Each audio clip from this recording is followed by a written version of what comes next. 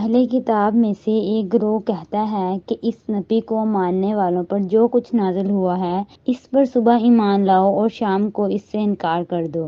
شاید اس ترتیب سے یہ لوگ اپنے ایمان سے پھر جائیں۔ یہ لوگ آپس میں کہتے ہیں کہ اپنے مذہب والے کے سوا کسی کی بات نہ مانو۔ اے نبی صلی اللہ علیہ وسلم، ان سے کہہ دو کہ اصل میں ہدایت تو اللہ کی ہدایت ہے اور اسی کا دین ہے کہ کسی کو وہی کچھ دے دیا جائے جو کبھی تم کو دیا گیا تھا، یا یہ کہ دوسروں کو تمہارے رب کے حضور پیش کرنے کے لیے تمہارے خلاف قوی حجت مل جائے۔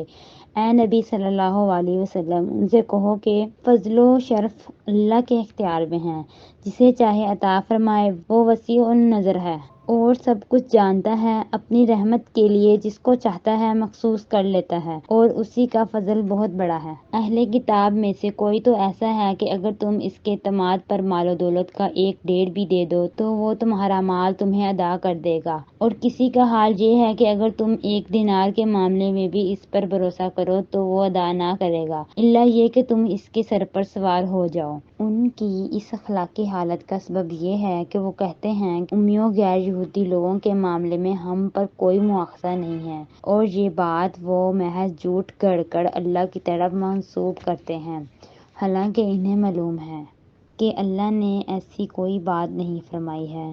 آخر کیوں ان سے باز پرس نہ ہوگی؟ جو بھی اپنے عہد کو پورا کرے گا اور برائی سے بچ کر رہے گا وہ اللہ کا محبوب بنے گا، کیونکہ پرہیزگار لوگ اللہ کو پسند ہیں۔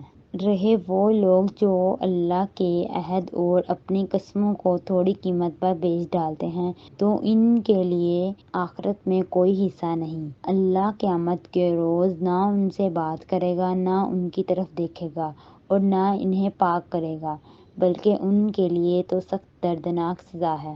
ان میں سے کچھ لوگ ایسے ہیں جو کتاب پڑھتے ہوئے اس طرح زبان کا الٹ پھیر کرتے ہیں کہ تم سمجھو جو کچھ وہ پڑھ رہے ہیں وہ کتاب ہی کی عبارت ہے، حالانکہ وہ کتاب کی عبارت نہیں ہوتی۔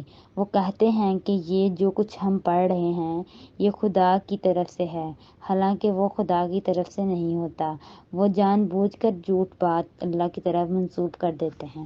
کسی انسان کا یہ کام نہیں ہے کہ اللہ تو اس کو کتاب اور حکم اور نبوت عطا فرمائے اور وہ لوگوں سے کہے کہ اللہ کے بجائے تم میرے بندے بن جاؤ۔ وہ تو یہی کہے گا کہ سچے ربانی بنو، جیسا کہ اس کتاب کی تعلیم کا تقاضا ہے جسے تم پڑھتے ہو اور پڑھاتے ہو۔